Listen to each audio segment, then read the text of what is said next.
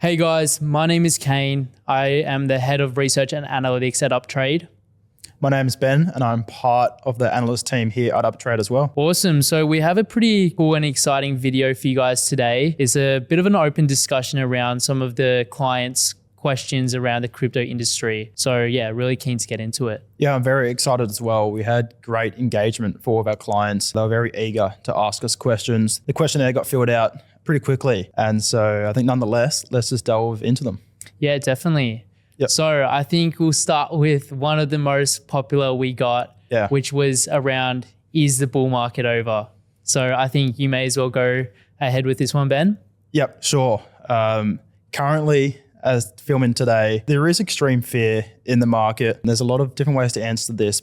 And by no means are we at the start of the current bull cycle. We've seen coins such as Solana that are up 10, 15x from the cycle's bottom. So we've got to know that we're not at the beginning, but I think there's definitely a lot of room to run. We have so many bullish catalysts upcoming that we've been hanging out for that haven't arrived yet, and they're still, 6 months away. Yeah, I think you make a great point. Like, we have so many bullish catalysts on the horizon, and these are like a Bitcoin strategic reserve for the USA. We've also got potential rate cuts coming halfway through this year as well. So those are all going to create a lot more favorable environment for risk on assets and Bitcoin as well. So once we start to see that come on, then I think we're going to see more price appreciation, better price movement as well in that like $102,000 to $90,000 range. And then hopefully once we see this bullish news come out, we see some more price appreciation. Yeah, I agree. Every cycle has its differences, but going back on prehistoric data, we're not that far off following similar pathways we saw back in 2021, 2022, and also back in 2017, 2018. Yeah, and I think a lot of people also getting caught up on, why hasn't Bitcoin pushed past 110,000? Why is the altcoin market not, pushing further up as we saw last time in 2021 as well? And I think a lot of people start to forget the difference we had in 2021 when, the environment for Bitcoin and risk on assets were a lot more favorable, where basically rates were, near zero. So more people had disposable income and investments were a lot more readily available for investors. So yeah, definitely one to watch and continue to keep our eyes on. Yeah, that answer definitely follows into our next question that we have. I'll just read it out now.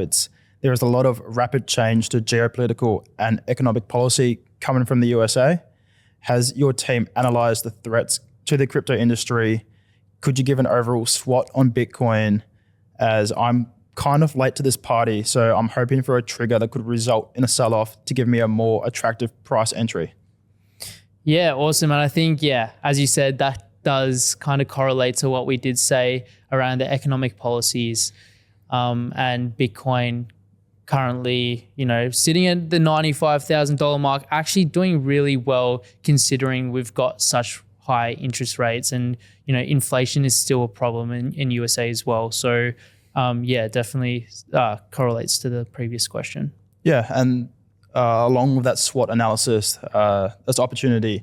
I think there's opportunity in a sense where this is the institutional adoption cycle, where we're going to get governments, countries, states all buying up Bitcoin. And with a finite supply, that most likely is going to correlate to increased price action going up. But it takes a while for these countries and states to be able to actually purchase Bitcoin on behalf of their state or government. We've seen in the United States is above 20 that have put forward a digital bill. And the opportunity here is individuals like ourselves can actually front run these countries and governments, because we can just go ahead today and buy Bitcoin, where these big buyers that are most likely come in the future, it's going to take 6, 12 months, even a couple of years to occur. Yeah, and I think that's also very similar to a lot of people's mindsets at the moment. They're thinking, where's the Bitcoin strategic reserve? We were promised this by Trump. They don't understand that, this stuff does take time. It can take 6 to 12 months just to pass the bill. And, that's just the whole process that has to be put forward for them to even consider having something like a Bitcoin reserve. And then I guess, on the SWOT analysis, if we were looking at Bitcoin's strengths, you have to compare it to the current assets in, traditional markets. So Bitcoin's biggest strengths, in my opinion, are 1, it's decentralized. 2, it's peer-to-peer, so no third party is needed. 3, it's borderless. You can basically send it to anyone, anywhere in the world. It's transparent, so you can't hide anything behind transactions. And that kind of gives people a more fair system. You don't have to worry about where, how you could send someone $1 million, because if you wanted to send someone $1 million, like how much issues would you have to do that? Like this way, you can send $1 million to someone and it's processed in 10 minutes. There's no other asset in the world you can do that with. No, exactly. And we have threats as well on the other side of this. And I think there's definitely a possible chance for outlier events, which we call black swan in crypto. And that's such as we've seen with the COVID crash, FTX crash. These events no one predicts, and that's the reason why they drop so hard. And we're not ruling out any of these events occurring in the future. They can all affect Bitcoin's price and the broader market. So I wouldn't be holding on for an opportunity like this to occur, because it might not happen for, say, another 4 years. But these are always possibilities. Yeah, and I want to touch on one more, because I think a lot of people are looking at, quantum computing now, and that being a threat with Bitcoin and it being able to, hack, the blockchain and be able to, manipulate things like that. So like, what are your thoughts on that? And do you think that's a threat for Bitcoin in the short to long term? Yeah, I think we have a lot bigger issues to worry about if quantum computing does get to the levels which a lot of people speculate it will. I think the last thing the world would be worried about is people getting into like a digital wallet. I think there's a lot of other higher security things that quantum computing would go after first. Yeah, and that's a really good point. I do think that if we did necessarily see quantum computing actually reach the standard that it could, affect our crypto market and industry, like there are so many other railguards that are in place where, developers and people will be using this same technology to protect us against it. So, if that means to fork a network and provide better security measures, that definitely will be, touched on as well. So in the short term, obviously not too worried. It's not up to the standard it needs to be to even affect us. Maybe in the long term, we can, look into that a bit further. Yeah, perfect. I think we should move on to the next question, which is, how do I get into staking as a beginner, and what actually is staking? Yeah, it's a really good question, because I guess staking, if you want to compare it to what you can do in traditional markets, is basically earning interest on your savings. Say you had money in the bank and you're earning interest on your savings. So staking is very similar. And basically what it is you earn interest on locked up tokens that you use to secure a blockchain. So if you were to use an example like Ethereum or Solana, they're both proof of stake networks. And to validate transactions on their network, you have to stake tokens. So they have quite a few validators who, pull up their tokens and stake it so that, the transactions are being validated and the whole network works decentralized. And what you can do is you can delegate assets so that you can also earn yield on your tokens, and you usually get paid out in the token that you're staking. So if you stake ETH, you usually get paid in ETH. And yeah, it's a pretty common thing that a lot of people do explore in the crypto space.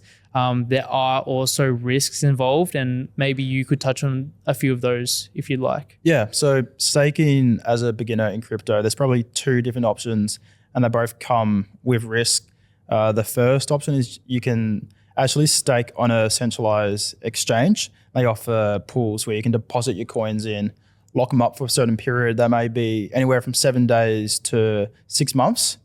But with that, yes, you earn interest, but the risks that occur from this is, one, centralized third-party risk. So if a exchange goes down or gets hacked, you won't have access to your tokens.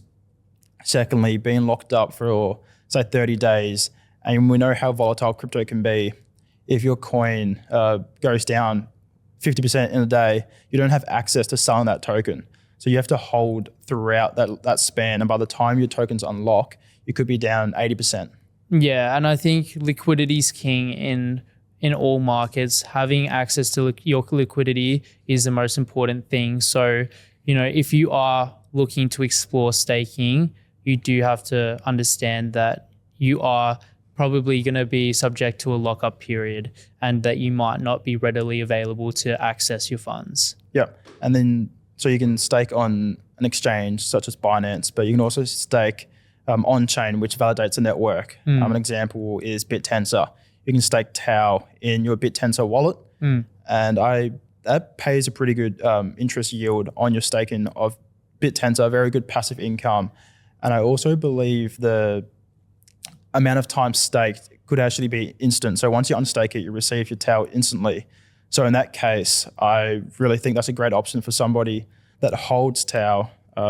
They can earn passive income, and one, you're not locked up for a period of time. So if you need to sell, you can sell. And also you're not exposed to that third-party risk holding on an exchange. Yeah, 100%. All right, awesome. Should we move on to the next one? Let's do it. Okay, perfect. So the next question is around when we analyze different tokens, smaller market cap tokens, are we looking at them for their long-term or short-term potential? Yeah, good question. And I think it depends on where you're coming from in terms of an investing background, because if you're coming from a stock market background and somebody says, oh, I'm looking for a 3 to 6 month hold, I'm sure the stock investor would be like, oh, well, that's quite a short-term turnaround.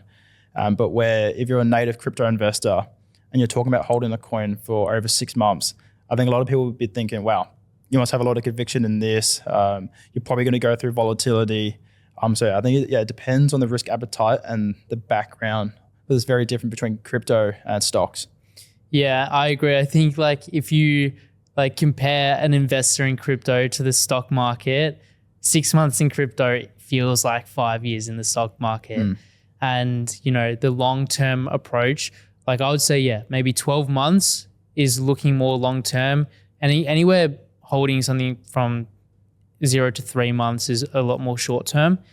I think that at the core of any investment, it has to be fundamentally sound. I would never, invest in a token that I thought had really bad fundamentals, because then I'm risking exposure to something that I don't really believe in.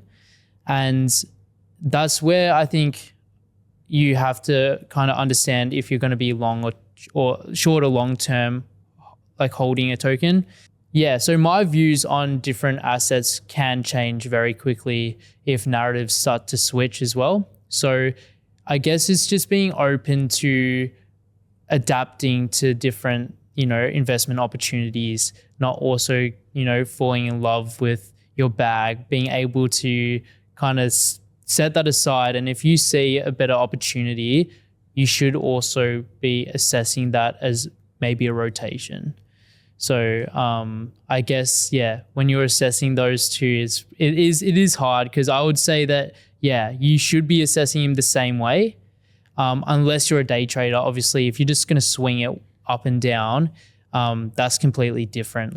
You may as well just look at the charts and, try to trade off technical analysis. But me personally, I do fundamentals, and I'm looking more at a long-term vision. And if it's fundamentally sound, I'll invest in it. It has to give me high conviction. Yeah, and you can also think about it in terms of strategy within the portfolio, as in you can still be exposed to these smaller market coin, high risk projects and have a weighting in your portfolio around just hypothetically 10%. And so you're still exposed to that possible chance, and your other 90% of your portfolio could be Bitcoin, Ethereum. It really just depends on how down the risk level somebody wants to go. Yeah, definitely. So the next question is around meme coins. I mean, we did recently actually answered this question on our Patreon. So if you haven't had a watch, please go and watch that video. But it's around, are meme coins dead? Do they still have potential? Maybe we can just do a quick 1-minute summary of what we kind of mentioned in our video. Yeah, it's no hiding that the current sentiment in meme coin land is very poor. And that's reasons largely because of scam coins, celebrity tokens being launched. One, they're launching out of bad faith and looking to make a quick profit through insider trading. But two, is also sucking liquidity out of the main meme coins. But throughout 2024, meme coins were the strongest sector. And I don't think that's by a fluke. That's because of the value they have in terms of feeling like you belong within a community, within a cult, and having a low level of understanding to get onboarded into crypto, which has created a massive funnel, I think, for a lot of retail investors last year and this year. So in my opinion, no, meme coins, they're not finished. We've got to filter out all the poor ones. And I think going into the middle of 2025 and into Q3, say, a lot of the top tier meme coins will start to perform well. Yeah, I agree. I think that, there are some that have tarnished the sector, usually the ones that, are celebrity based, and just the kind of rug pull ones. And they've also got so many, it's probably a very over diluted at the moment. So we would probably like to see less tokens being launched and things like that. And that would be probably more bullish for the meme sector. So the other bigger ones could, attract more liquidity. But for now, I think, we're just kind of in a bearish phase. Hopefully in the next 12 months, we see a resurgence. Yeah, a couple positives is we've seen pump fund launches at all-time lows. And also we do have a few catalysts coming up, such as potential for a Dogecoin ETF that's currently sitting at a 70 to 75% chance of being live in 2025. So I think if that goes through, that can really re-engage the meme coin markets. Yeah, great analysis. So the next question is, obviously after the DeepSeek news, we saw a bit of a cool off in the AI sector. Do you think it's an overreaction? Do you think that the AI sector in crypto still holds a lot of potential? And where do you see that going into 2025? I think AI is one of the highest potential sectors in all of crypto. Yes, after the DeepSeek event and a lot of AI agents became frothy. So I think it was actually still a slight overreaction in terms of a lot of these drawdowns AI coins have had. But to be fair, the majority of the altcoin market over the past month is down 40 to 50%. We look at Solana, that's down 50% from its all-time high just last month. So in terms of these AI coins, they're largely smaller market caps to bigger coins, and therefore their volatility is increased. And I think they were actually the hottest sector before this drawback.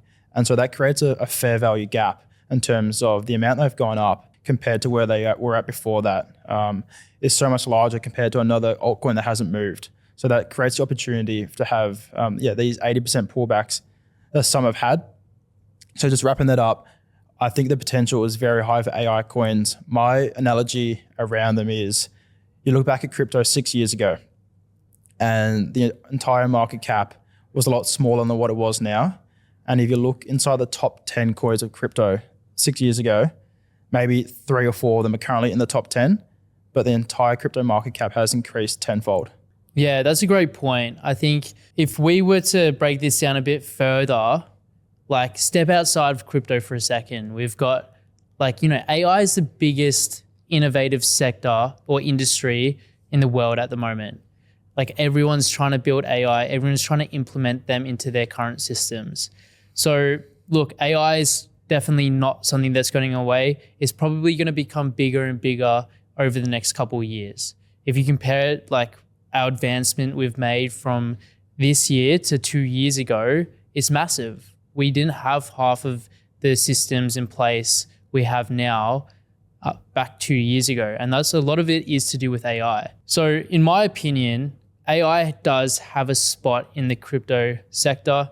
I think that it really does complement blockchain technology, because with AI, people are able to build faster. People are able to, utilize this and implement it into the on-chain system that we're creating. So I do think that AI tokens will do really well.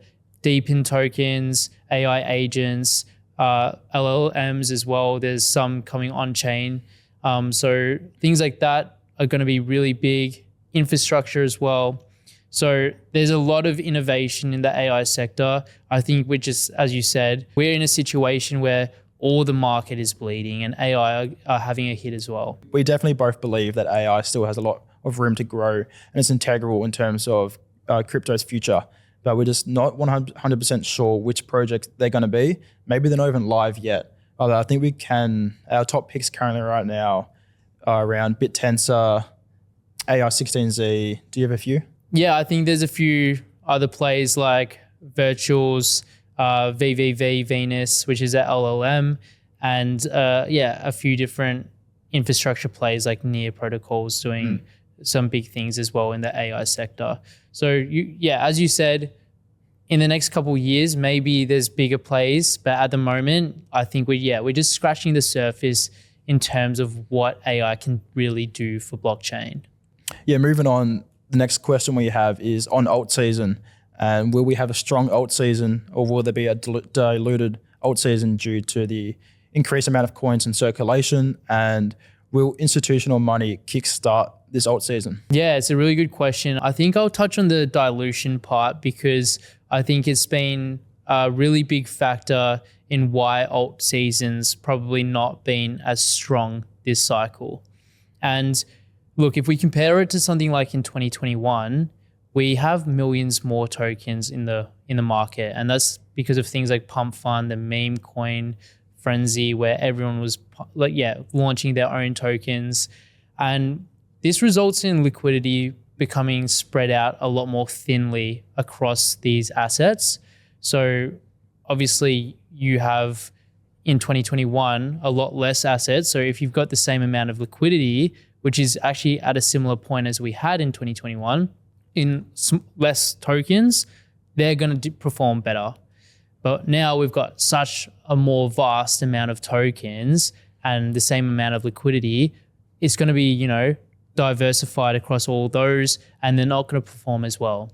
So I think that it's become a bit of a problem where it's making the cycle a lot more hard to predict because as I said, 2021, you buy anything. You can touch basically any crypto asset and it's going to go up 5-10x in an alt season. Now, you basically invest in different altcoins and some of them are literally going down in bullish market conditions. And you're like, why is that happening? It's because liquidity is getting drawn out of these things into the new trendier tokens.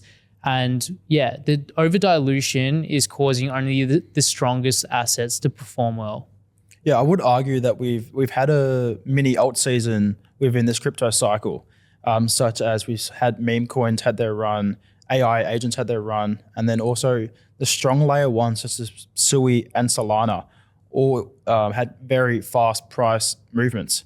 So although they've had these mini altcoin cycles, and that could be because a lot of people are saying this is a player versus player crypto cycle, I still think we haven't tapped into the broader altcoin cycle, which you have seen previously. I do think we can move as one in future and all sectors can increase together.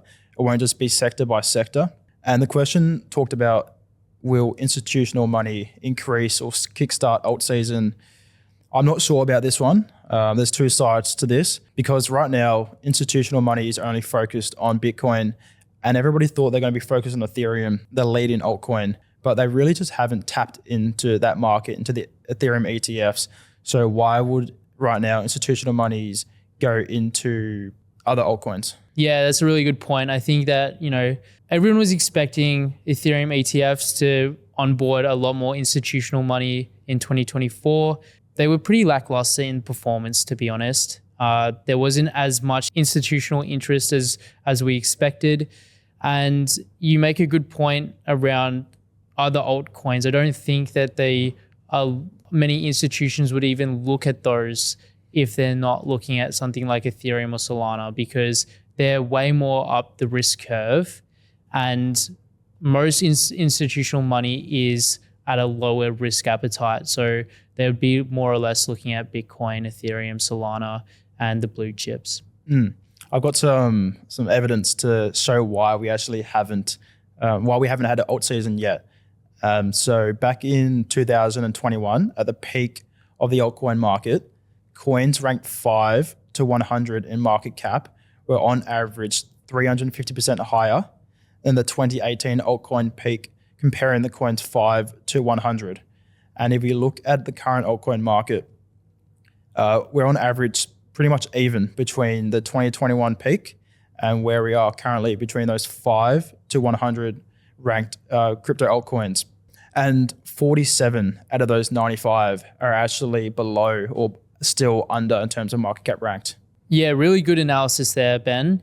May as well move on to the next question, and it's around how will institutional money affect the market in the short term, so in the next 3 to 6 months, and also in the long term? Yeah, I think short and long term is definitely going to reduce the volatility seen in the market. And for example, Bitcoin has been pretty much the only institutional adopted coin. And while altcoins currently are down, 50%, 60%, Bitcoin as of yesterday was only 12% away from its all-time high. And so being institutionally adopted, this has already played out in the market, as I reckon we've seen reduced downside to Bitcoin in terms of what it previously would have been back in 2021. And then in the long term, reduced volatility as well, as that just happens with maturing markets, as we're going to be seeing in crypto. The greater adoption, the higher market caps creates a less volatile state. Yeah, I 100% agree. I think, as Bitcoin matures, volatility is going to come down. Bitcoin still is so volatile for the market cap it currently is, which is around $1.9 trillion. Yep. And, we're seeing those swings where it moves 10, 20%. And, in any other market, that is a massive move. So I do think, as you said, in the long term, volatility will come down. With that, returns will probably come down as well. So you wouldn't expect the same massive returns every cycle. So that starts to plateau. But yeah, I think more or less that's what will happen. Yeah, great point with the diminishing returns going on into future cycles, and also going into the next bear market, God forbid.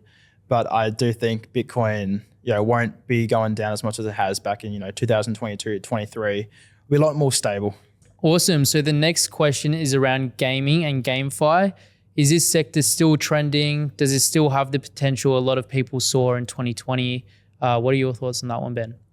Currently, right now, GameFi isn't trending in terms of a fundamental aspect of the future of GameFi. And if adoption is going to occur, I think 100%. I know you just chatted to the guys at Perion, which are looking to onboard millions of people from Web 2 into Web 3. So I'm sure you got some pretty good insights here. Yeah, I think GameFi is one that I've been pretty interested in for the last 4 or 5 years. So back in 2020, I think was the main catalyst where a lot of people saw the opportunity between gaming and financial incentives.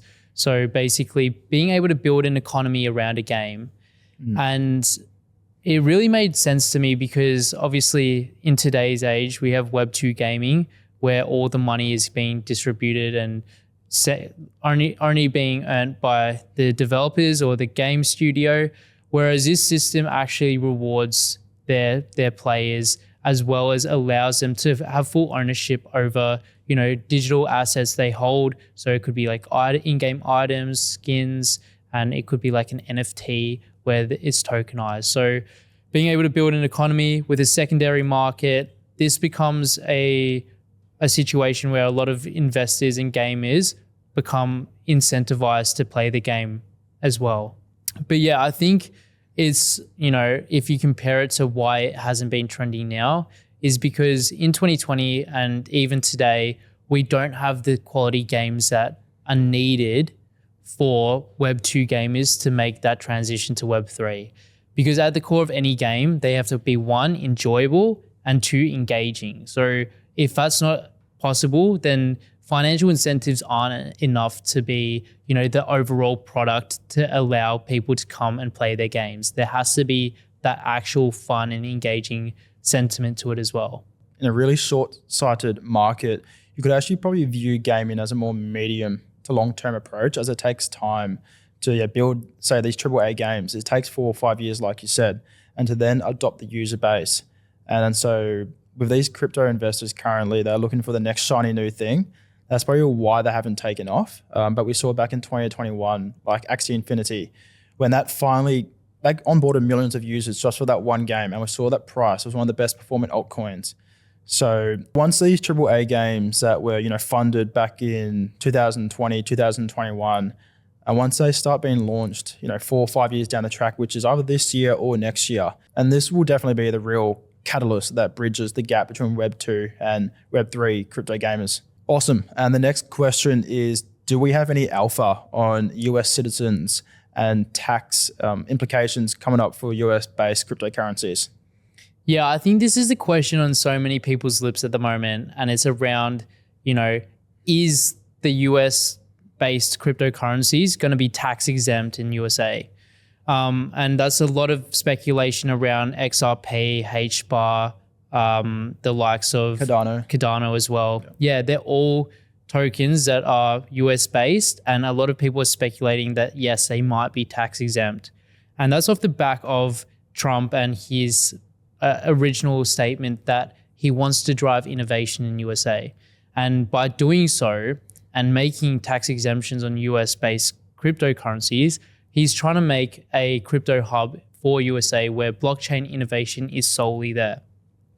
And to be honest, I think it is a pretty smart play, because I think as a developer, those developers are going to want to, build in USA, because they know that their investors are going to be incentivized by the fact that they don't have to pay capital gains on any, gains that they make on that company. So yeah, it's pretty high speculation. I don't think you should ever just base your investments on speculation. You should always fundamentally understand and find value in the token. It can't just be because of like a tax exemption. But you look, it's a high speculative thing, and these things take time to process. So look, it'll be interesting to see if that does pass. Yeah, great points there, Kane. Awesome. So the next one is around May. A lot of analysts are saying that this might be a peak for crypto. Do you see it in the same way? Yeah, going back to prehistoric data, altcoins have seemed to perform well in probably the back end of March, is where a lot of them have bottomed out.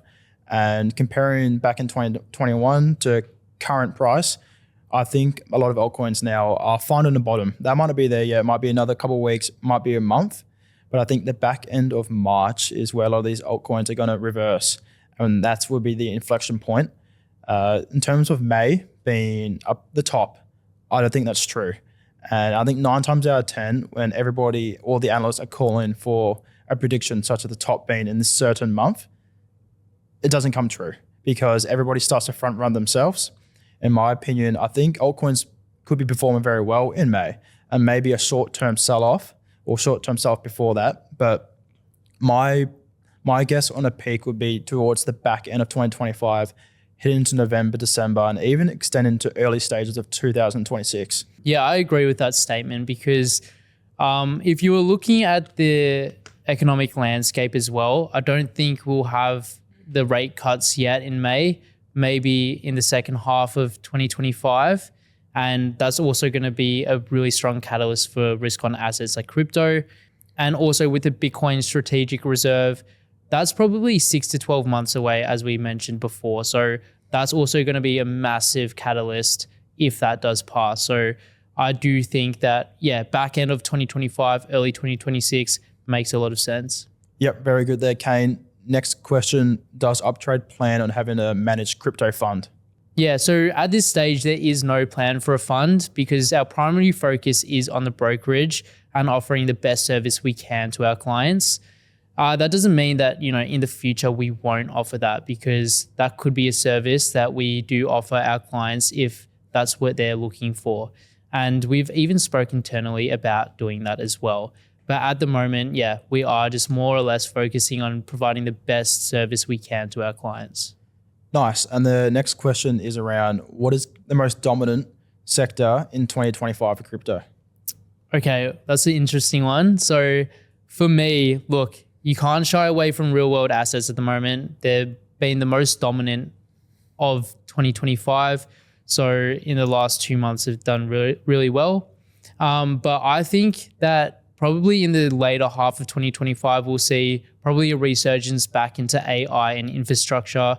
I think they're probably some of the biggest sectors. And I think that, yeah, they hold the most potential in 2025. Nice. For me, I believe RWA, real world assets, is my most convicted sector, going to be the most dominant force in 2025. The reason why I'm selecting real world assets over AI is slightly because of the dilution. When you go into the AI sector, you have AI agents, you have AI blockchain, you have AI infrastructure, and there's a lot of money to go around there. But moving into the real world sector, you really only have 3 or 4 top coins, that being Ondo, Checks, Mantra, and I think they're a lot more condensed, and these have real world utility. And so when investors do go to invest in the real world asset sector, there's not too many to choose from. Awesome. So what's the next question, Ben? A common opinion in crypto is for somebody to make money, somebody else has to lose money.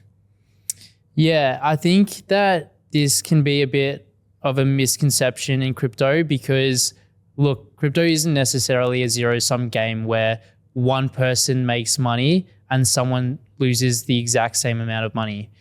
Because, yeah, unlike speculation and trading, these assets actually have true value. So, for example, Bitcoin, as demand increases and we have, more people wanting to participate in the market, it means that more liquidity enters, and that doesn't mean necessarily that same amount of liquidity has to be lost.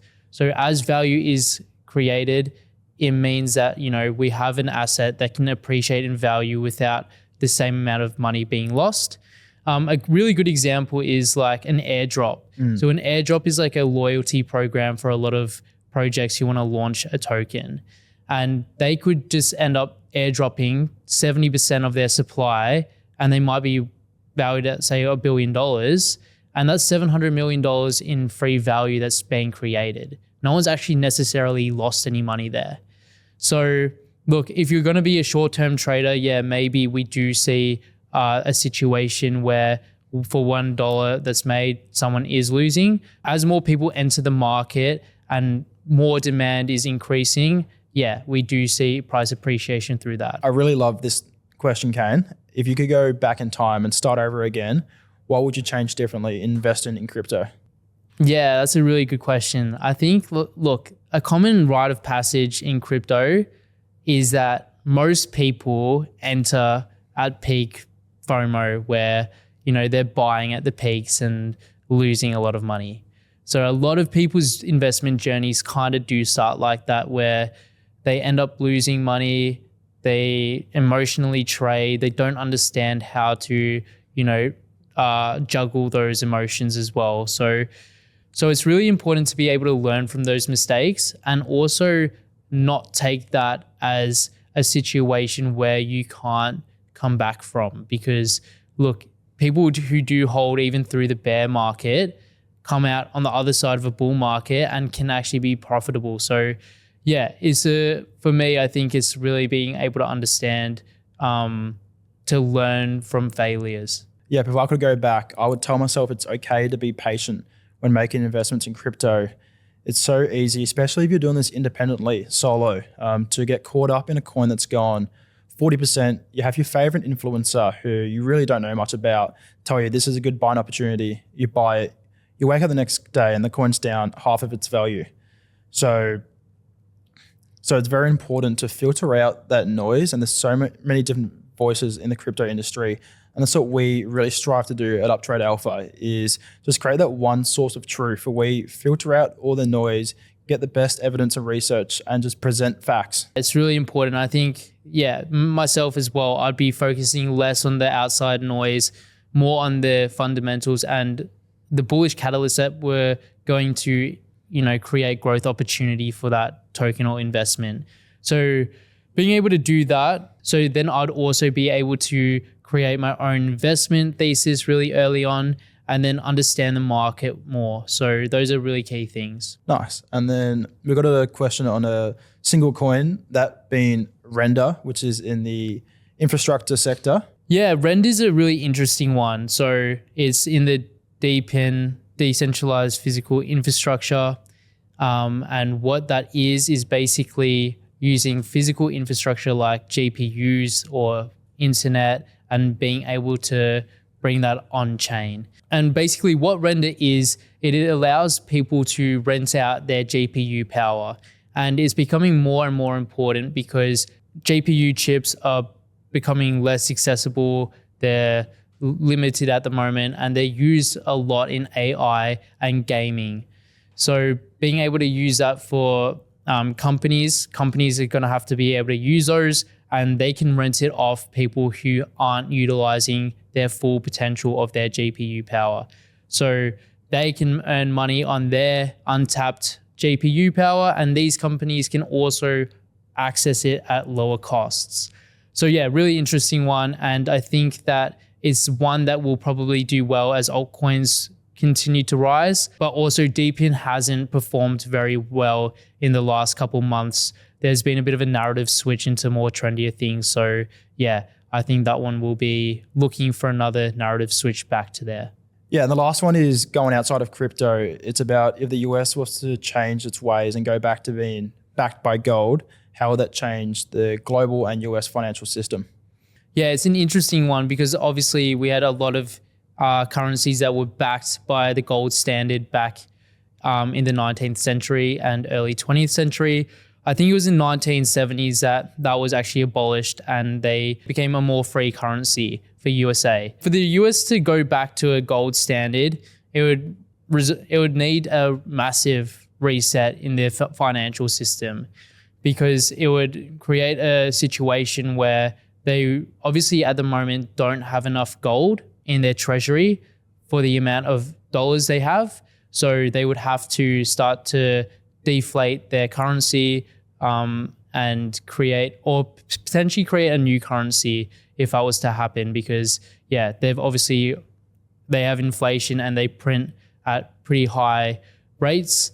So that's always to do with things like monetary flexibility, being able to change things like interest rates or inflation. That's all become a flexible characteristic from going away from the gold standard.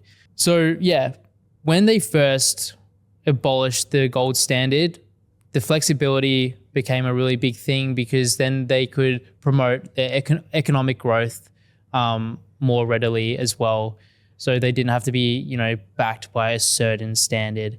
But I do think that, that did offer better foreign exchange rates at the time. Like things were actually backed by something physical. Look, they still do have gold in their treasury. If they implement Bitcoin as well, that always backs the currency to some degree as well. So there is some element of backing by gold, but it is not one-to-one. Yeah, great to expand outside of the crypto space. But that rounds our video out today. It's been great answering all your questions. We really enjoyed it and we're looking forward to doing this video again sometime. Kane? Yeah, definitely. Yeah, thank you guys for joining us. And Ben, thank you for your inputs today.